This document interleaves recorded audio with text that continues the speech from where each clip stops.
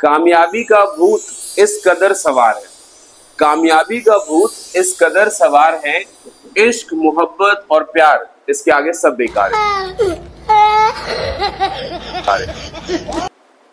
सुना तुमने शायरी? तो आज मैं बात करने वाला हूं आपके इस क्लास में भूतों के बारे में। आप कहोगे सर आज आप पढ़ाओगे या भूतों के बारे में बात करोगे? वेल मेरे प्यारे बच्चों, आज हम ऐसे टर्म्स का इस्तेमाल करेंगे और जानेंगे जिनमें इस प्रकार के फ्रेजेस आते हैं। उस पर जिम जाने का भूत सवार है, और इसी तरीके से और भी प्यारे प्यारे से फ्रेजेस लेके आया हूं। उस पर गुस्से का खून सवार हो गया है। और देखो, मुझ पर अंग्रेजी बोलने का धुन सवार है, इसी तरीके से नशा सवार होना। उस पर जीत का नशा सवार है, उस पर क्रिकेटर बनने का जुनून सवार है। तो ऐसे सारे टर्म्स अब ये देख रहे हो, जुनून सवार होना, नशा सवार होना, धुन सवार होना, खून सवार होना और भूत सवार होना। तो आज के अपने इस क्लास में यही सारे जो बहुत ही ज्यादा बोले जाने वाले फ्रेजल सेंटेंसेस और डे टू डे लाइफ में बोला ही जाता है, लेकिन इसकी इंग्लिश अगर बोलने की बारी आ जाए तो स्टूडेंट्स की तो बात अलग है। अच्छे अच्छे बंदों का हवा, जी हाँ, हवा गुल हो जाता है। तो प्यारे बच्चों, कुर्सी की पेटी बांध लो, मौसम सवरने वाला है, तो बात करेंगे आज हम भूत सवार होना। जी हाँ, someone is obsessed with plus noun और जेरंड। ठीक है, चलो देखो एग्जाम्पल। उस पर अंग्रेजी सीखने का भूत सवार है। He is obsessed with learning English. He is obsessed with learning English. इस तरीके से कहेंगे, उस पर खाने का भूत सवार है। He is obsessed with eating food. समझ गए? मुझ पर जिम जाने का भूत सवार है। मुझ पर जिम जाने का भूत सवार है। I am obsessed with going to the gym. उस पर खेलने का भूत सवार है। He is obsessed with playing. ठीक है, चलो बहुत ही अच्छे से आप समझ रहे हो। अब हम और देख लेते हैं। उस पर मोबाइल गेम खेलने का भूत सवार है। He is obsessed with playing mobile games. बच्चों पर, जी हाँ, बच्चों पर कार्टून देखने का भूत सवार है। The children are obsessed with watching cartoons. चलिए आगे चलिए, आगे और भी प्यारे प्यारे सेंटेंसेस हैं। खून सवार होना। Someone is blinded bye anger.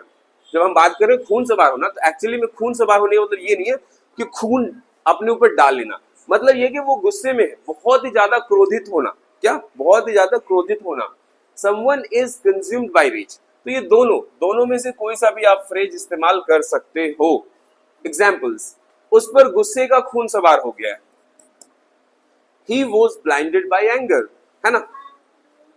खून सवार होने पर वह किसी की बात नहीं सुनता। बहुत ज्यादा बोला जाता है कि एक बार अगर उससे गुस्सा आ जाए ना, वो फिर किसी की नहीं सुनता। तो when he is consumed by rage, when he is consumed by rage, he doesn't listen to anyone. या आप इसे कह सकते हो when he is blinded by rage, he does not listen to anyone else. Okay? Next, बेटे की बदतमीजी देखकर पिता पर खून सवार हो गया। जी हाँ, बेटे की बदतमीजी देखकर पिता पर खून सवार हो गया। The father was filled with rage. The father was filled with rage after seeing his son's misbehavior. And the next term is, खून सवार था इसीलिए उसने जल्दबाजी में फैसला कर लिया। होता है ना, जब कोई बहुत ही ज्यादा क्रोधित होता है तो अक्सर क्रोध में वो जल्दबाजी में फैसला कर लेता है। और कहा भी जाता है कभी भी क्रोध में फैसले मत लो, है ना। So he was blinded by anger, so he made a hasty decision. So hasty makes nasty. Never take any decision in hasty. Okay? Let's move ahead. धुन सवार होना। Someone is determined to plus verb, और एक तरीका और है, someone is obsessed with plus noun or gerund. Have example. उस पर अंग्रेजी सीखने का धुन सवार है।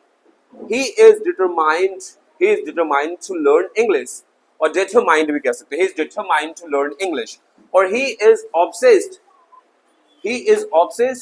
with English, ऐसे बोल सकते हो। मुझ पर परीक्षा में टॉप करने का धुन सवार है।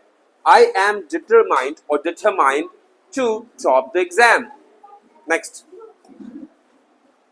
उस पर अपना व्यवसाय शुरू करने का धुन सवार है। He is determined to start his own business. इस तरीके से बच्चों पर क्रिकेटर बनने का या बच्चों पर क्रिकेटर बनने का धुन सवार है. The children are determined to become cricketers. ध्यान दीजिए, बच्चों पर क्रिकेटर बनने का धुन सवार है. तो धुन जब भी सवार होता है तो हम क्या कहते हैं? The children are determined to become cricketers. इस तरीके से नशा सवार होना. Someone is intoxicated with plus noun. Someone is carried away by plus noun. Example, उस पर जीत का नशा सवार हो गया. कहते हैं ना, उस पर जीत का नशा सवार हो गया, उस पर पैसे का नशा सवार हो गया. तो he has been carried away by victory. यानी कि अब उसे कौन चला रहा है? उसे भैया वो जो जीत है ना, ये उसी का नशा वो चला रहा है. उस पर पैसे का नशा सवार हो गया या पैसे का नशा है. So he is intoxicated with money. उस पर शोहरत का नशा सवार हो गया. He has been carried away by fame. और he has been intoxicated by fame. उस पर सत्ता का नशा सवार हो गया.